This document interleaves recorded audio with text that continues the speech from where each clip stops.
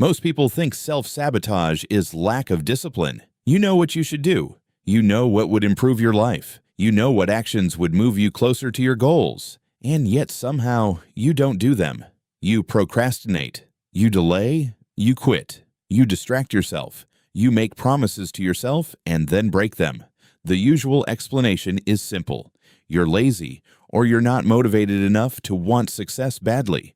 But there's a problem with that explanation. If self-sabotage were simply laziness, then why does it happen most often around the things we care about most? Why do people sabotage important opportunities but not trivial ones? Why do students procrastinate on exams that could change their future? Why do talented people avoid sharing their work? Why do people spend years wanting a healthier body, a better career, or a stronger relationship, yet repeatedly act against those goals? What if self-sabotage isn't a failure of your mind, and it's actually one of your mind's attempts to protect you? And what if understanding that changes everything? Because the truth is that self-sabotage is rarely irrational. In fact, from your brain's perspective, it often makes perfect sense. Imagine someone who wants to start a business. They spend months researching. They watch videos, read books, make plans. They tell themselves they're preparing, but when the moment arrives to actually launch, they suddenly find something else to do. Another course, another improvement, another week of preparation. On the surface, it looks like procrastination. Underneath, something else is happening. Launching creates exposure. Exposure creates uncertainty. Uncertainty creates anxiety. And avoiding the launch temporarily removes that anxiety. The person thinks they're avoiding the task. In reality, they're avoiding the emotion attached to the task. This distinction is crucial because most people think they procrastinate because the work is difficult. Often they procrastinate because the feelings surrounding the work are uncomfortable. The brain is not always optimizing for achievement. Much of the time, it is optimizing for emotional safety. And once you understand that, self-sabotage begins to look very different.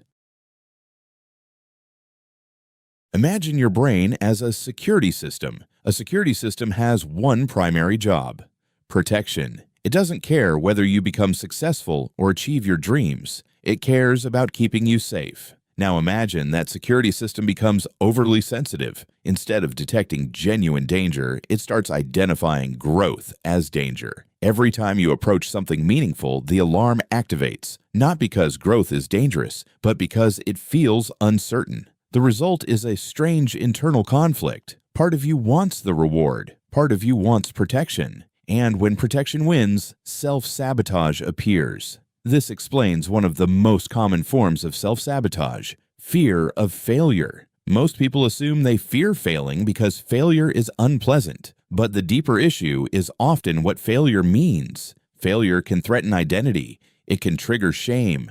It can create feelings of inadequacy. So the mind develops a clever solution: don't fully commit. If you never give your best effort, failure becomes less threatening. You can always tell yourself, I could have succeeded if I really tried. Psychologists call this self-handicapping. It's a strategy where people create obstacles before important performance situations, not consciously, not deliberately, but psychologically. A student studies the night before an exam. An employee delays preparing for a presentation. A writer spends months planning instead of writing. If things go badly, the obstacle becomes the explanation. The failure can be blamed on preparation, timing, or circumstances rather than ability. The ego remains protected. The outcome suffers, but the identity survives. And that's the hidden trade-off. Self-sabotage often sacrifices long-term success in exchange for short-term psychological protection. But fear of failure isn't the only reason people sabotage themselves. Sometimes the real fear is success. At first, that sounds absurd. Why would anyone fear success?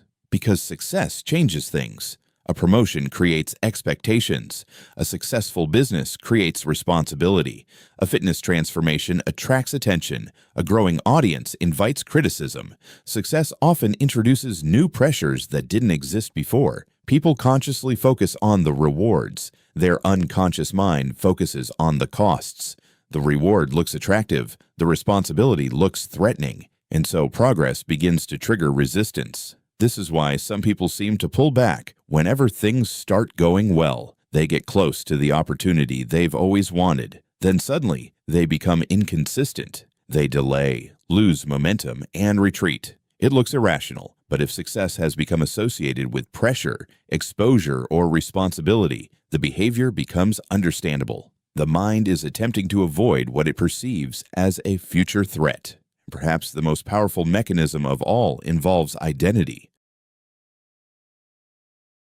Most people think behavior creates identity, but identity also shapes behavior. Human beings have a deep psychological need for consistency. We want our actions and our self-image to align. If someone sees themselves as confident, they naturally act differently than someone who sees themselves as insecure. If someone sees themselves as disciplined, their behavior tends to support that identity. But what happens when success begins to conflict with an existing self-concept? Imagine someone who secretly believes, "I'm not the kind of person who succeeds." Maybe they don't say it out loud. Maybe they aren't even aware of it, but the belief exists beneath the surface. Now imagine that person starts succeeding. At first, it feels exciting. Then something strange happens. The success creates tension, not because success is bad, but because success contradicts the identity they've carried for years.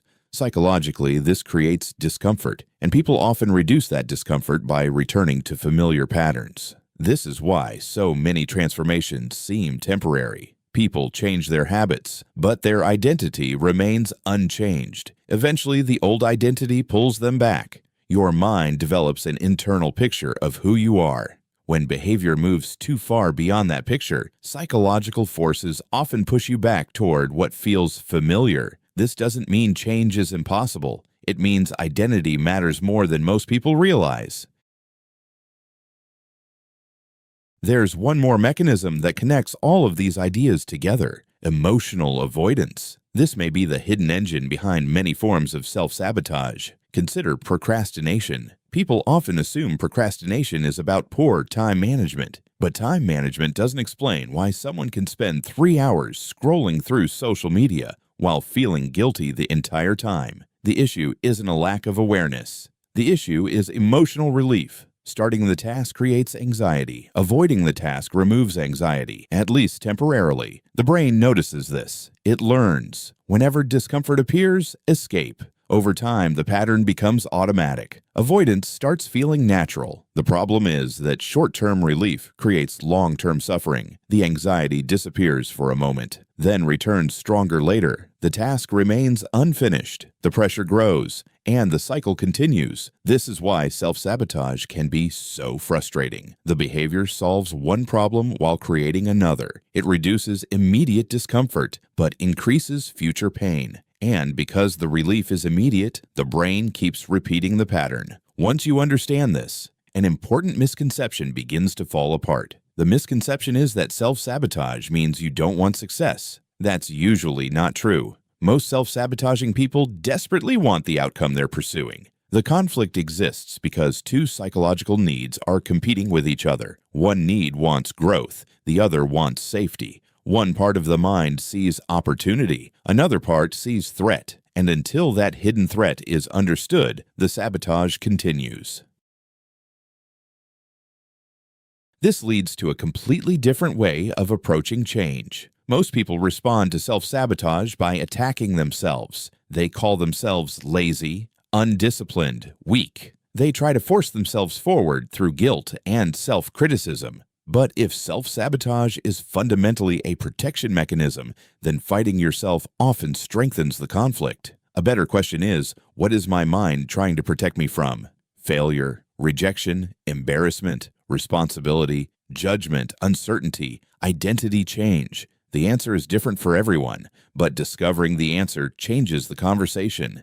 Instead of seeing self-sabotage as evidence that something is wrong with you, you begin to see it as information, a signal, a clue, evidence of an emotional threat that hasn't been fully understood. And understanding is where change begins. Because you can't solve a problem, you keep misidentifying. If you think self-sabotage is laziness, you'll chase motivation. If you think it's a discipline problem, you'll chase willpower. But if self-sabotage is actually protection, then the real task is uncovering what needs protection in the first place. That's the shift. The the behavior stops looking random. It stops looking irrational. It starts making sense. And when behavior begins to make sense, it becomes much easier to change. The next time you catch yourself procrastinating, delaying, avoiding, or retreating from something important, resist the urge to ask, "What's wrong with me?" Instead, ask, "What is my mind trying to protect me from?" Because the answer to that question may reveal that your greatest obstacle was never a lack of desire. It was an invisible fear wearing the mask of self-sabotage.